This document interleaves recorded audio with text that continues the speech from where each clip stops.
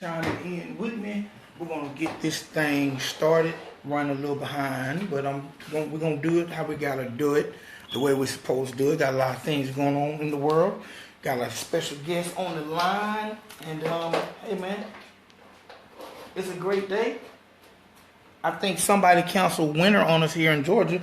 I don't know about all around the country, but definitely here in Georgia, somebody canceled winter because we have not had the winter weather. We haven't had our normal once a year snowstorm here in the South.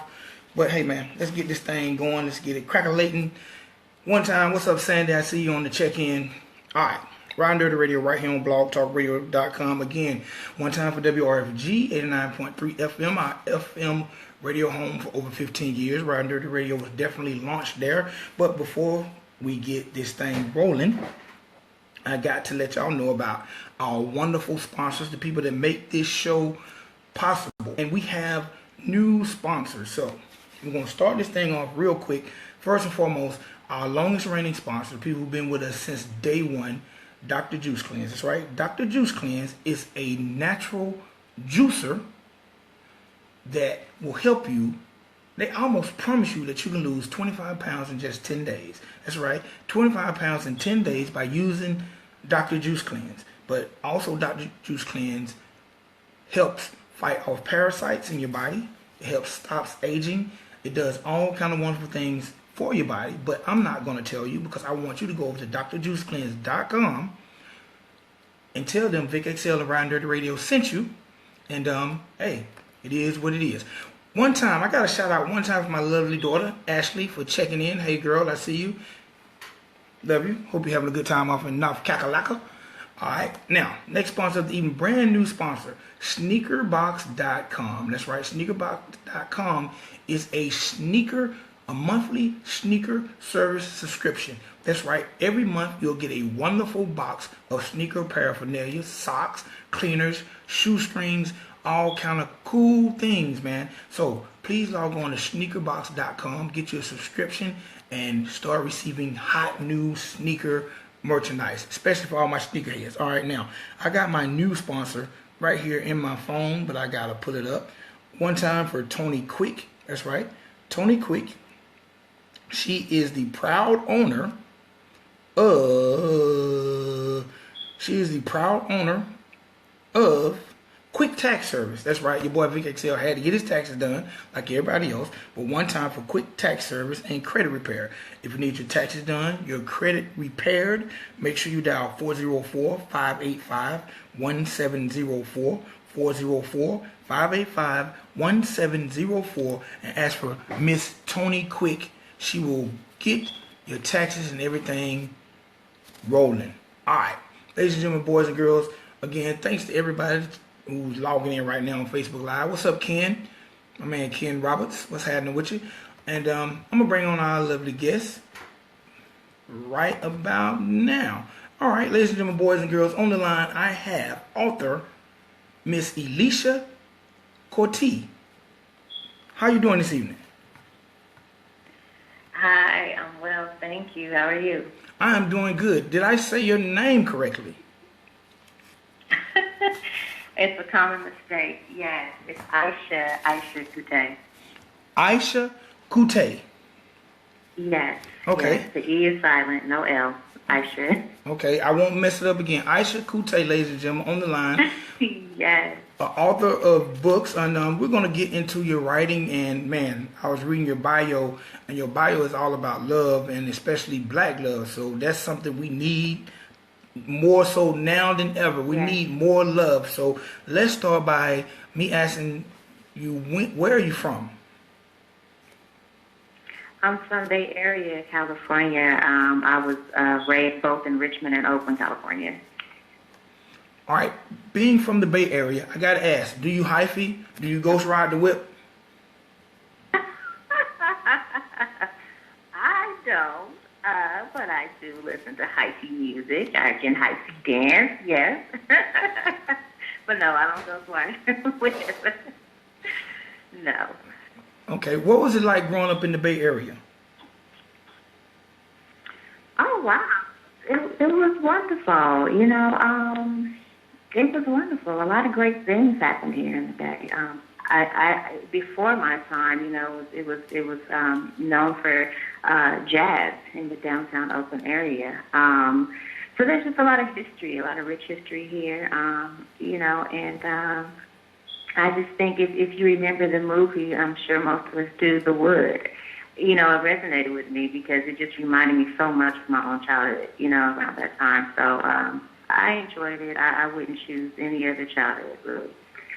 All right, and what you said, it reminds you of what movie? The Wood. Remember The Wood? Oh, yeah, I do remember that movie. That was a good movie. It had yes. Mm-hmm. Starring Omar Epps and, what's the dude from Stella Got His Groove Back? I can't think of his name. Tay Diggs. Yeah, Tay Diggs. Yes. Tay Diggs. Right. Yeah, that was a real cool movie. All right, what was and being that you are an author, at what point in time in your life? Because I know you've done quite a few things. You're a poet. You're an orator. You're also a mother of 3 and a college grad. Growing up in the Bay Area, how are you able to mold and cultivate yourself into doing so many things? First, being a poet, because I know being a poet is not the easiest thing to do. That's what they say. I've been writing for a really long time. I always say jokingly, but I'm actually serious also. But I've been writing ever since I was able to read and or hold a pen. And one of the things I remember is in grade school, mainly I would have this little notebook where I would write all these little short love stories, and that's just how long I've really been an advocate for Black love, right? I would write out these little short, love stories. At least in my mind, they were love stories, on my level. Just like, fifth, sixth grade or something. And all my friends would like follow me around, and they couldn't wait, for the lunch bell and stuff. Like, you almost finished. And so they were really excited, to read the next story because they all thought that the characters were based on them. Somebody on there was based on them. So who's gonna kiss who next? Who's gonna hug who next? Who's falling in love with who? And so it goes that far back, and even with poetry, same thing. So it wasn't just the short stories. I was actually writing, poetry. Even then, back then, it was more of the roses are red, violets are blue type thing. But I've definitely evolved since then. All right. At what age did you decide to take it serious, though? To be honest, I kind of dibbled and dabbled off and on, even throughout high school. But it wasn't until I went to Laney College, here in Oakland, also very historic, that I had this one teacher in creative writing class. Gosh, I can't even remember her name right now. I'm so ashamed. But she basically would, obviously after grading all of my papers, she told me this one day, she pulled me aside and she was like, if you don't publish your work, it is going to be the biggest waste of your life. You are truly talented. And so, when she said that, she was the first person to really, really, tell me that. Not that people didn't say, hey, I like your poetry or I like your writing, but she was just the first person to really say, hey, I think you should really, consider taking this seriously. And that's what, what put everything in perspective for me. Because at the time, I was actually going to school thinking that I was going to be a nurse. And so at that time, I decided that semester was the last semester I was taking science and anatomy and all that stuff. I was going to basically change my major to literature, and from there, that's what it's been. All right, and I gotta ask this because I see this word a lot, and I'm not quite sure of the definition, so I'm gonna let you define it. What is a orator? An orator. Orator. Basically a public speaker. Yes. Just a public speaker, someone who speaks. I hold workshops for relationships. Getting back in touch with intimacy in their relationships and various other workshops as well. And so I've had to get comfortable, especially with poetry, performing in front of people, speaking in front of other people. And so that's pretty much it. It's a fancy word just for speaker. All right, what's funny? When I was growing up, I always wanted to be a public speaker. I grew up admiring Malcolm X, Martin Luther King, and all the great public speakers. And that is something that I rarely hear people in today's time say they want to be a public speaker. Most people when they think public speaking, they either want to be a preacher or a rapper. Right. And two things, I can't rap, and I probably preach, but probably to the wrong congregation. Okay. All right, so if there is such a thing, right? yeah, if there is such a thing, I'm sure there's a congregation for every word. So Right. you're this student who has these short stories and these poems, and you're into public speaking, and you're in school. At what point in your rearing did you also become a mother and decide to start writing books?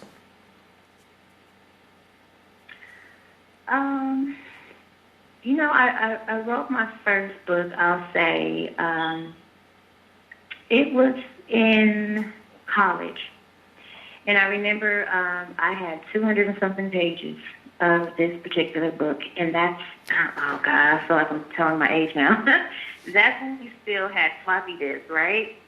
So we were kind of graduating over to CD-ROM or whatever. And so, I had this book on CD.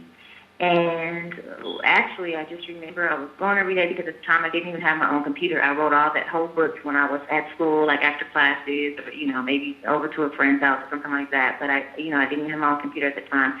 200 and something pages. I want to say 270 something. And I remember this one day I went to school and I went to the computer lab and I went to go and edit because I was finished. I'm like, okay, wow, I finally finished. Let me, read through it and everything and make sure everything is good. And my disk wouldn't work. And so I literally lost the whole 200 and something pages because my disk wouldn't work. And I hadn't backed it up on a CD-ROM or anything at the time. And I just remember this one teacher who I actually had at Cal State Hayward. Well, at the time, it's Cal State East Bay now, and he told the class, actually, he was like, sometimes in your writing you can't be afraid to scrap everything. Things happen. And when that happens, you have to know and believe in yourself enough to know that if you have to do a second draft or you have to do it all over again, even starting from scratch, that your second draft is going to be the best draft that you ever write. Don't worry about what has been lost. Don't worry about what you have to scrap and throw away. Don't worry about it. But that second draft, is going to be your best.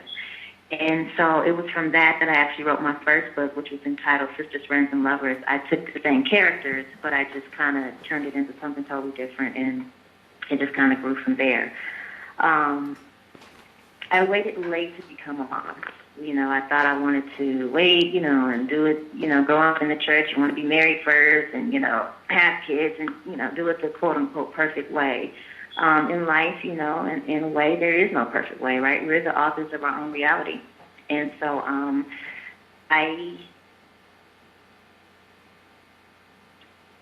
biological babies, I'll say, most recently in my life, actually, because my youngest is 18 months. One of my oldest, my middle baby, actually, he's 3. And then I have a son. I don't talk about adoption, but, he's my adopted baby, but he's mine.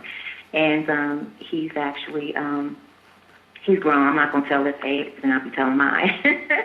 But, yeah, so it just kind of is something that happened for me, it was a blessing. Sometimes we don't plan life, it kind of, sometimes the path chooses us, right? And so it just all kind of came together. And writing has just always been a part of that. All right. Tell me a little bit about your first publication, Sisters, Friends, and Lovers. The name sounds very self-explanatory, but go a little bit in depth. Sisters, Friends, and Lovers is a fictional read, actually. And just in one sentence, if I could define it, it's more like a modern-day Wedding to Excel meets urban Sex in the City. It's 4 women, very good close friends, and they're all approaching 30, and they're all going through some major, life transitional change or whatever. And so by the end of the book, I won't tell exactly what it's about, but by the end of the book, they're all coming up to having to make some major, life-changing decision in their life. But at the same time, it's definitely the beginning of my work, so I'm really, really diving into some of the hardships even in love relationships. And although I'm an advocate for Black love, you know, I'm really an advocate for love regardless. You know, it's something that I'm really passionate about because I just feel like relationships, modern day relationships, you know, they really just don't stand the test of time. You know, our parents were married for, you know, 30, 40, 50 plus years, some of them. And today it's just like people get married and it's like, oh, you know, if I got to get a divorce, then I got to get a divorce. It's like you plan that, okay, I might have to get a divorce. You know, people don't really go into it, you know, for the long haul. And so I'm really trying to rekindle that. I'm really trying to change the perspective of what love looks like in a relationship. All right, I gotta ask because I'm recently married, so I'm glad you're touching on that. Why do you think? Because you are 100% right. Like my parents were married for over 20 years. Just coming up in my era, I'm in my 40s. Like people were married for years. In today's terms, I meet a lot of people that the concept of being married never even crossed their minds. What do you think the problem is when it comes to relationship and love per se? I think there's a couple of different things. Most importantly, I think that we have a misconception of what love is and what it looks like. And when you take two people particularly, who don't really know what love is, and you put them together, and you're like, okay, get married. That's what you're supposed to do. You're supposed to love one another. It's really a foreign concept. We think we know, but it's really a foreign concept to us. Like it's totally a forgotten art, you know. Mainly because we don't have enough love for ourselves. And that's, you know, this book was born, Love Brings Change, because it was really based on my own perceptions of love, misconceptions of love, and what I've learned along the way. You know, most importantly, we think that we get into these relationships and we think, okay, let me start fixing the other person. Let me point out these things that need to be changed in them. You know what I mean? If they would just do this, you know, I can, oh, yeah, it'd be the perfect mate. But at the end of the day, it's really not about trying to change the one you're with. It's about doing the work to change yourself, to become your higher self, your better self. And in doing that, everything else, everyone else is going to follow suit. You know, and thus change is inevitable. You know, it's ever going. And so, again, I'll say, you know, we just have such a misconception. We think that we have to have all these expectations. You know, our parents tell us one thing, TV tells us another, the media, you know, what's cool, what's not, what's acceptable, what's not. And at the end of the day, we have no clue. We're completely confused. All right. You know, but the start of it, go ahead. No, my question was, because you said misconceptions of love. What would you like to say one of the biggest misconceptions about love is? And I have another question. Because I watch people, and I've always said, like, before I got married, I watch couples and they love each other so much, and then at some point in time, it's like that love become hate. The person they criticize the most is the person they love. The person they talk about the worst is the person they love. The person they stab in the back the most is the person that they're in a relationship with.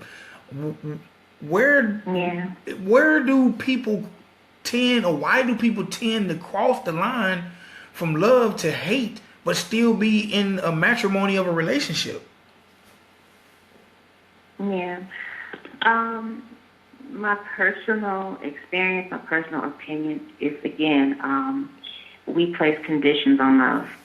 And that's the biggest misconception. We think that if they love us, they're going to act this way. They're going to, you know, show up for us this way. They're going to never let us down. They're going to do this. They're going to do that. And that's the biggest misconception, because love is truly unconditional. I always call it the Jesus stuff, right? You know, he came here to teach us. For Christian people, you understand this. You know, he came here to teach us unconditional love. People think that love without conditions it's weak. You know, it means that you can't have expectations, and that's so very untrue. You know, you can still have high expectations of your lover. You can hope the best for them and wish the best for them and expect the best of them. But at the same time, if you love them truly unconditionally, you'll love them through whatever issues they have. You'll love them through whatever ways they hurt you. We're just so quick to be so judgmental with each other. We're so quick to give up on each other. You have to think that each and every one of us, it's just, we're in a life cycle. Every 9 or so years, we change as people. We evolve, I would hope. That's why the same things that you hear and listen to, even the same music, the same shows you watch, the same things you read, you may read those things or come into those things as a teenager, but if you reread those things or rewatch those things or re-listen to these lyrics, at 39, you know what I'm saying, you get a totally different interpretation because you have evolved. I agree. I always... And the issue with most people is that we don't... Yeah. No, I was just saying I agree with you. Yeah. So I think that's the biggest thing, for most of us. We definitely have to revisit and relearn what the actual meaning of unconditional love is. And it is loving without conditions. We have to learn how to meet each other where we are. And then I say, you said you're, I think, approaching 40 or something like that. But, you have to realize that anybody over 30, 35, you're going to come into a relationship and you're both going to have some baggage. You're going to have some issues. You're going to be set in your ways a little bit. You know what I mean? So I just think most importantly, we have to learn, again, to meet each other where we are, and not be afraid to be vulnerable, to open our hearts up. It's okay to be protected, but if you're protective of your heart and you keep it closed off, guess what? Yeah, nothing gets out and nothing can get in to hurt it, but also no one can get in to love you the way you desire to be loved. So we have to not be afraid. We have to get rid of fear of being vulnerable, and then understand, too, that, just as a people, as a culture, we've been through some things. And so, we have a lot of healing to do with one another. And so, again, it's something that I hear even my girlfriends say, a lot of men say, I don't need nobody with all that baggage. You know what I mean? But at the end of the day, we all have some. After a certain age, we all are coming into something, a relationship with some baggage. And we are all we got. So at the end of the day, you have to be open and willing to be compassionate and knowing that you're going to go into this situation where somebody's going to need some healing. And that's what we're here for, to heal one another, to help one another, to bless one another. And so I think if we really understand that concept and just, study love as an art, get back to that, then I think you'll see a major, major change in relationships. And again, that's what the book is about. All right, I have a lot of people. We're Facebook Live right now. I didn't get a chance to tag you, but I'm on Facebook Live. I have a lot of people chiming in, and man, you really got me speechless because what you're saying is ever so true. Because we're definitely here to heal each other, help each other, and make each other better.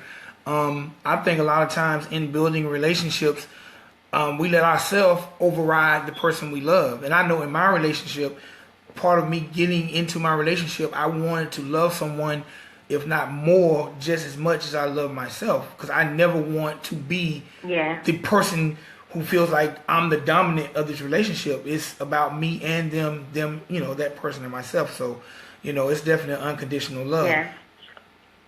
All right, we have. I get you talking that good stuff. I'm running out of time. All right, so you had your first book was Sisters, Friends, and Lovers. Then you had God's Girl and What Brown Girls Are Made Of. Can you briefly talk a little bit about those two before we talk more about your latest project real quick?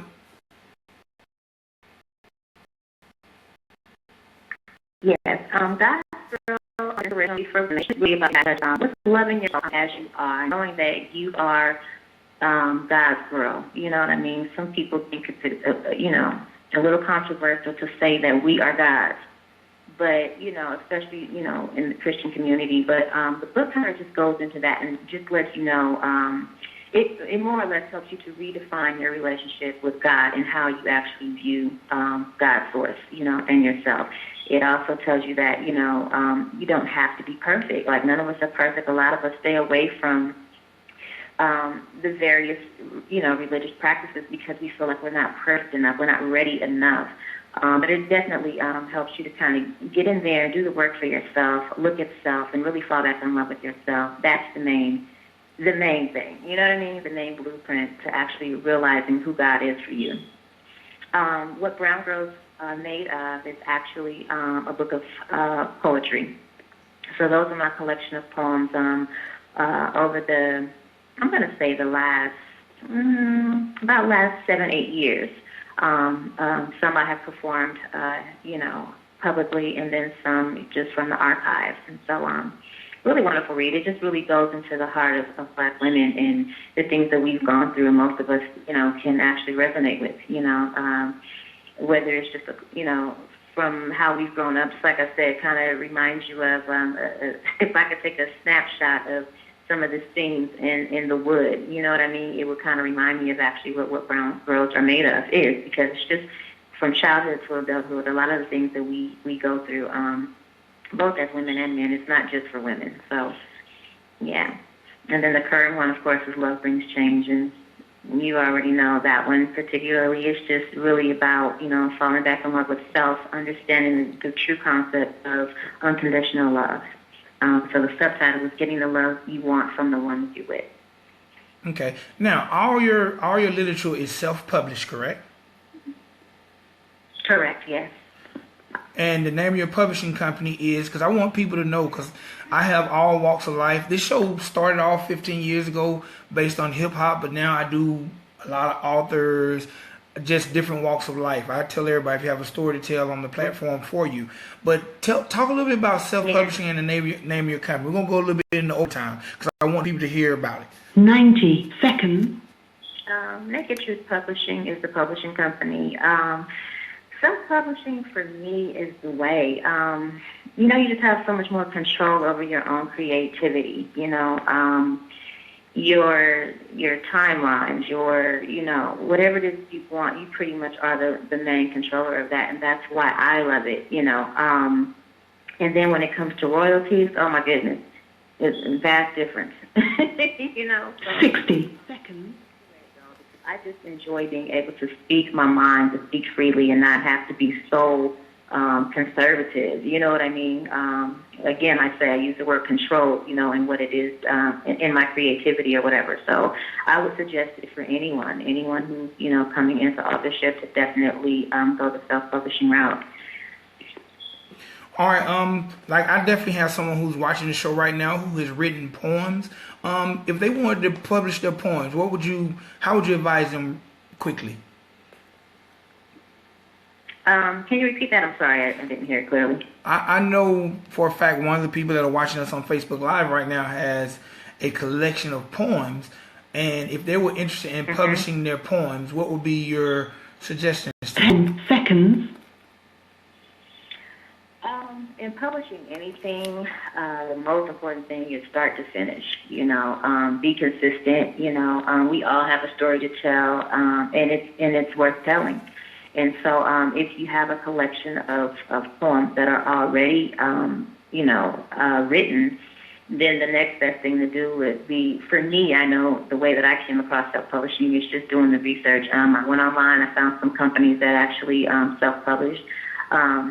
Some gear more towards the printing of it or whatever, but I like print-on-demand companies particularly because they do all the work for you, and it kind of relieves you from that stress, because as an author sometimes, especially being self-published, sometimes you do everything. Your own self-publicist, you're doing everything yourself, for the most part, and so it really is helpful to be able to outsource, some of those things.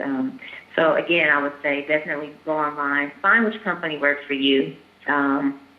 Maybe I can leave a list of things with you so that if they'd like to ask you after the show, then we can definitely, give that to them, just a list of personal ones that I actually use. But again, it's just consistency, start to finish, dedicate yourself a little bit every day. It doesn't have to be an hour, it doesn't even have to be 2 hours, but just a little bit of time every day, start to finish. And once it's together, just do your research. All right, now, before we leave, I got 2 more things. And I'm gonna tell you what the last thing is before we do it, because I want to prep you. All okay. Right. Do you have a copy of your book handy right now? I do. Okay. Now, I like I said, this show when I started 15 years ago, it was centered around hip hop and R&B, independent hip hop and R&B. And you know, when you see rappers on shows, they always ask them to freestyle.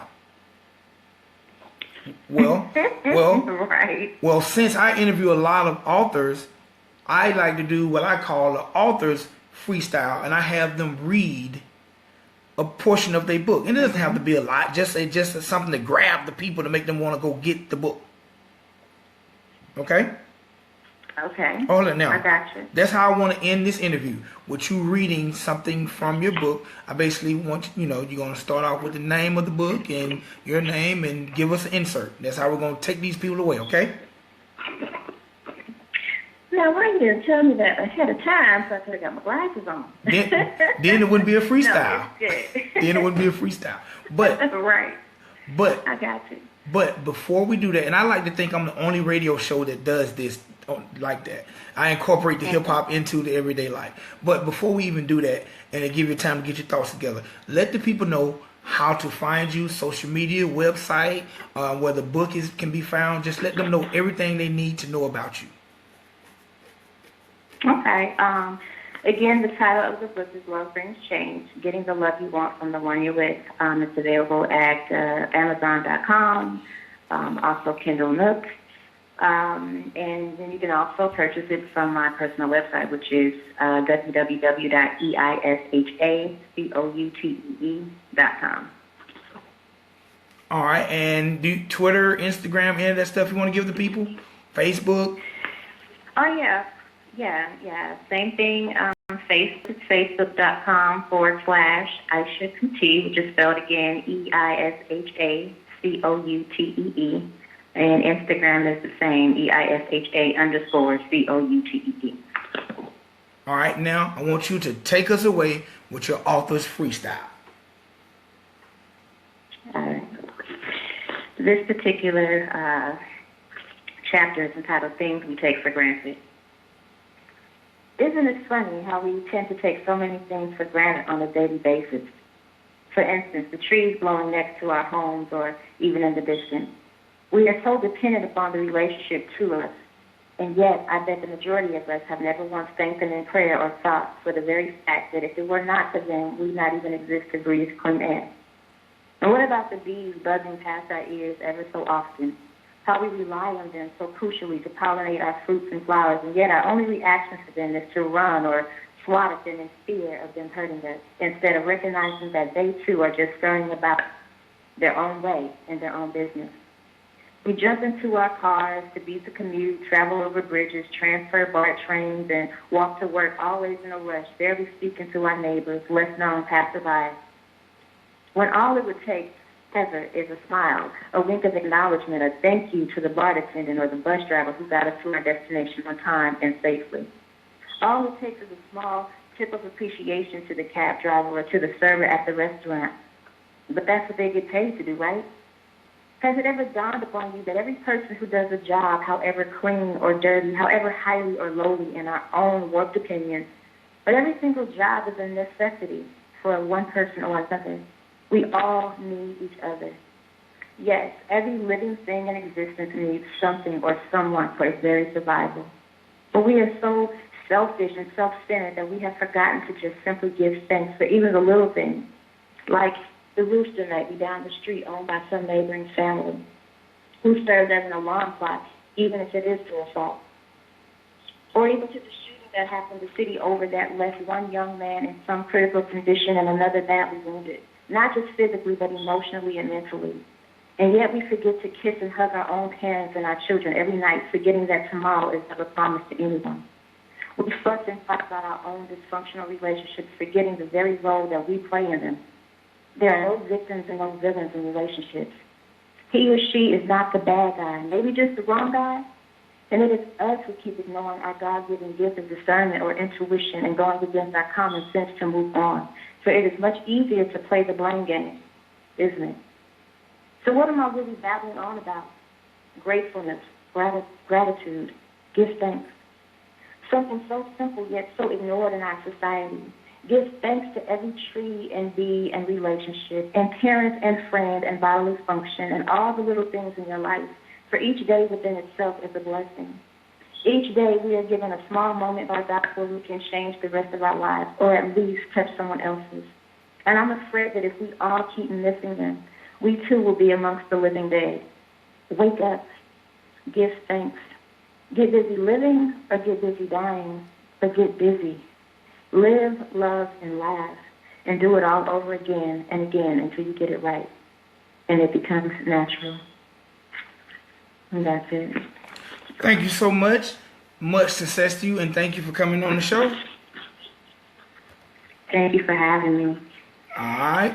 Ladies and gentlemen, boys and girls, again, that was Eisha, Coutee. Y'all definitely go get that book. Follow her. Check out her website. And I'm going to take y'all out. This is my song of the night by my dude, Coutee. And the name of this joint is Dance, right here on Ridin Durty Radio. We'll be back.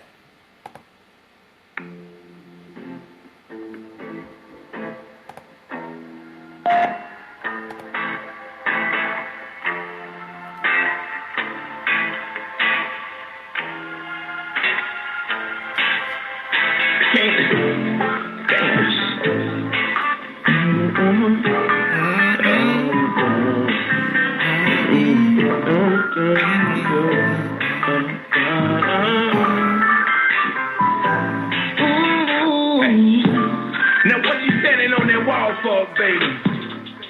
Huh? What you think gonna fall down or something? You need to get on that dance floor. Go for what you know. Go for what you know. Y'all do your boy a favor. And share the show. Share it with your friends. Share it with your enemies. Share it with the haters. Just share the show. You know that mean we check our page. It's free to share the show.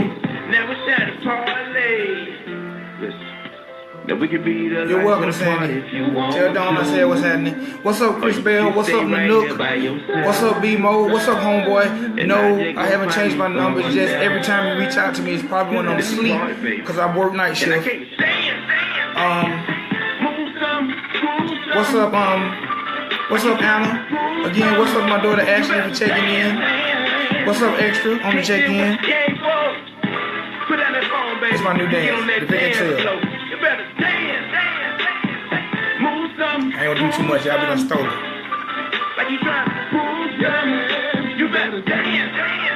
Get down, down, down, down, down. B-Mo, I'm gonna hit you tomorrow. I'm finna go to bed, but I'll hit you tomorrow, I promise. Now shake that what your mama gave you. Do your thing, no mind no haters. Thank you, Mom. My mama said it was a good show. And if my mama said it was a good show, then I know it was a good show.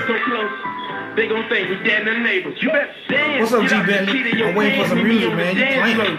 This is your chance. You didn't come here with your man, so what is you playing for? So what is you saying, though? I don't understand, though. Just give me your hand, so. Put that in the phone, mama, and let me have it dance. Cause I've been waiting all day, trying to think of things to say, to get you swinging my way, and parking in my driveway. And thank God it's Friday.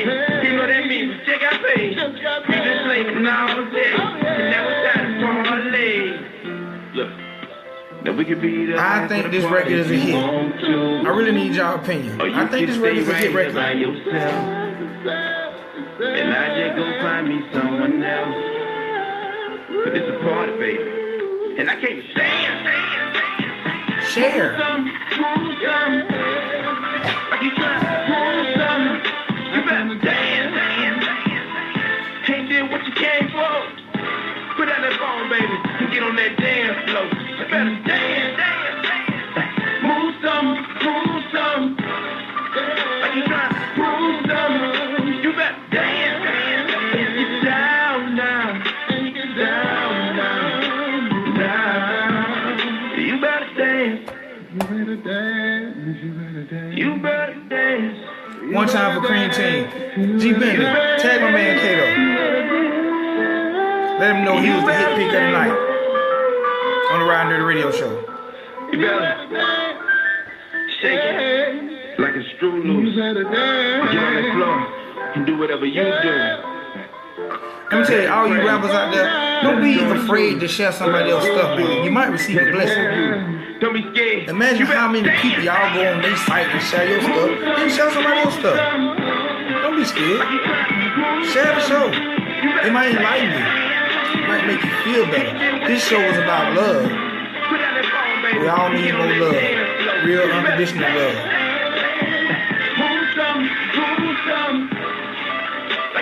So, speaking of love,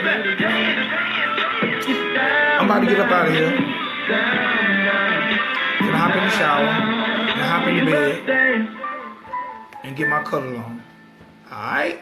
Good night, y'all. Your boy Vic XL. Ridin Durty Radio. Until the next episode, I'm gone. Thank you for using Blog Talk Radio.